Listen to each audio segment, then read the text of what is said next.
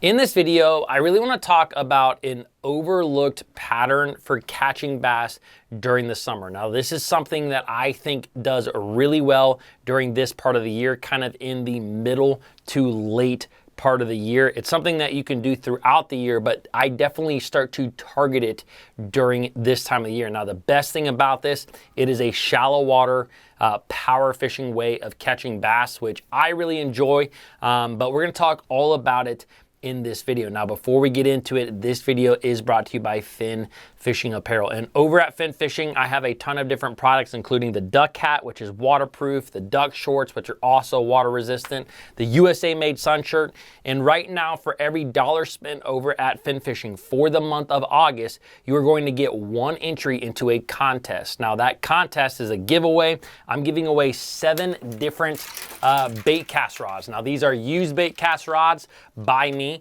but they are in really good condition. So 7 rods I'm giving away. I'm also giving a brand new Arc rod or reel right here, a Gravity 2 reel. Also, anyone who buys something in the month of August is also getting a free package of baits, just a random package of baits. And anyone who purchases a USA made sun shirt gets a brand new neck gator. So a lot of free stuff going out the door this month. I will leave links down below in the description. Thank you for everyone who shopped at Finn Fishing in the past. It is the best way to help support this channel. All right, let's talk a little bit about this way of catching fish. And like I said, this is actually rather easy, but it tends to go overlooked. Now, a number of years ago, I kind of stumbled upon this, and then throughout the years, you kind of start to read articles here and there or see guys that are running this type of pattern. Now, a number of years ago, when I was about 17 years old, I had an old Javelin bass boat. I was fishing a lake in late August, September. It was kind of the championship of the little series that I was fishing, and I was really struggling to catch a fish, like struggling mightily to catch fish. Couldn't catch them offshore, which is what I really like to do during the summer months. And I was actually up in shallow water, like literally taking a break. Like I sat down underneath of this big tree to take a break and eat a little food. And when I was up there, I noticed that there were some bluegill in shallow water. And they were kind of sitting in this shade pocket. And while I was sitting there eating, literally a bass came up, busted one of those bluegill, and then went back down. And I was literally like, at the time, I was like, oh my gosh. And so I didn't catch any fish in that particular spot, but I started looking around the lake for just big trees that created shade pockets in shallow water. And literally I started catching and catching a lot of really nice fish. For the body of water that I was fishing, a 2 to 2.5 pounder was a nice fish. A lot of the bites that I was getting were those type of fish. So it was a pattern that I could easily see and start running, which was really finding these shade pockets. Now, over the years, I have kind of started to like put this all together. And to me, it is something, like I said, I start to do a lot this time of the year. Now, the reason that it tends to work a lot in kind of the mid to late summer period is that what happens in a lot of the lakes that we have is that you have a thermocline that really starts to develop, you know, in the middle of summer. And that thermocline is going to basically, the water separates into different layers. And that thermocline and above layer is where most of the oxygen is. Now, earlier in the year, when you had a big population of fish that kind of was all over the place in deep water, those fish tend to get pushed up in a little bit shallower water. So although you are fishing in the heat of the summer, you have a big population of bass that stay in really shallow water. And these are bluegill, primarily bluegill eating fish in a lot of lakes that I have seen. And these fish tend to, on average, be a little bit bigger.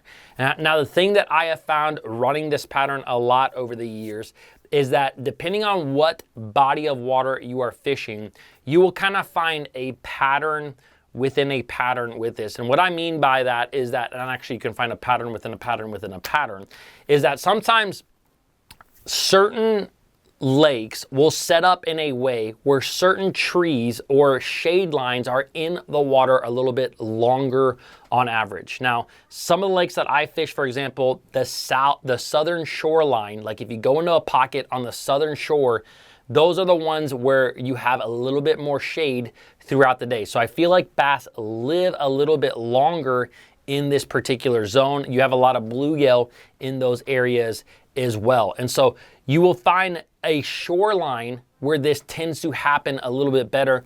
You also, what you may find is that there is a certain type of bank that when you actually add in that tree that makes a shade line is the deal. And what I mean by this is a number of years ago, I was fishing another lake. This lake had a ton of seawalls on it. And if I could find a shade line with a seawall, that was the deal.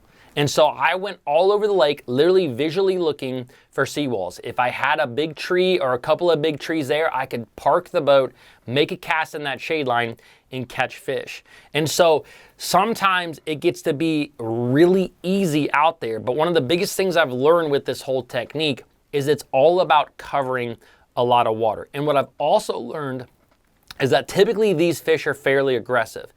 Typically, these fish are up in that zone. They are feeding on either bluegill or they are just kind of hanging out. And one of my absolute best baits that I've used for a number of years fishing this kind of pattern is a buzzbait. Now, the best thing about a buzzbait, you can cover a tremendous amount of water out there. I mean, you can literally cover a ton of water. And the thing about it is that the more shade lines that you fish, the more potential areas or the more fish that you can potentially catch. And so this is something that it goes a little bit untouched because there's a lot of guys like myself that tend to like to fish offshore.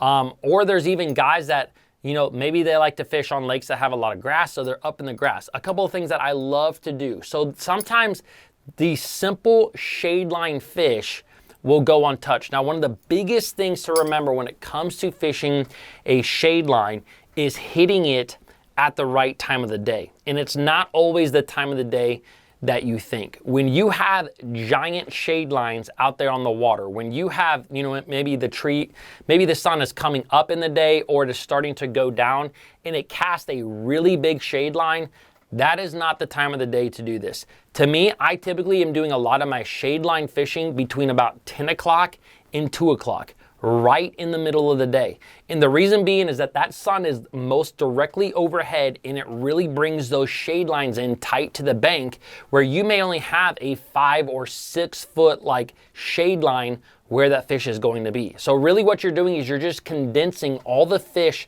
that may be relating to that shade line to a very small area. Just last year, I was down on Lake, gosh, I can't remember it.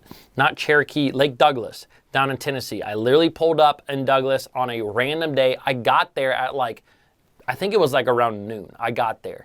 And when I launched the boat, I just happened to see that there was a really good shade line along this steeper bank. And literally within 5 minutes, I had a fish blow up on a topwater. I went a little bit further, had another fish blow up on my topwater. Now, I wasn't fishing a buzzbait that day. I was fishing a topwater spook. And for whatever reason, both those fish missed that spook. I actually recorded that whole thing. So you guys may know exactly what I'm talking about. But it can become that easy at times when you're out there on the water during the summer, is looking for a shade line. Now, like I said, another big pattern that I find within this, a pattern within a pattern, is where on the lake that these fish are gonna be. Sometimes it is a pocket-oriented deal. You gotta go up into a creek arm and find you a pocket.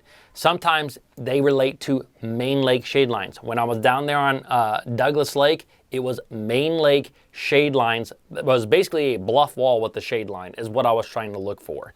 And so it is something that the best part about this is that you can't really use your electronics to find these fish. And I'm saying that because sometimes it's nice to just go out there and just go fishing.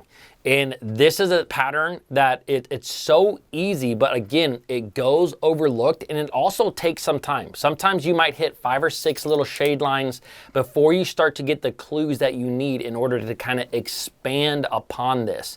And so it's really simple. Just look for the shade and you're gonna find some bass there in the shade. So guys, I hope you enjoyed this video. If you did, give it a thumbs up and I will see you guys tomorrow.